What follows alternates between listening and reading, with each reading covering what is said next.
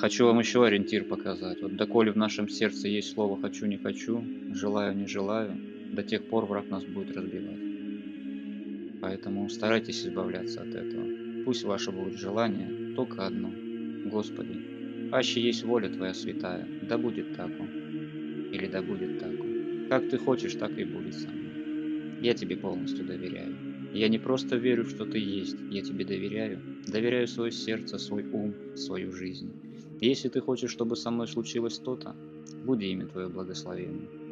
Если Ты хочешь, чтобы я в ад сошел, паки буди имя Твое благословенно. Если хочешь, чтобы я спасся, и тогда, Господи, буди имя Твое благословенно. Вот именно вот это Господь от нас ждет, чтобы мы научились доверять Ему.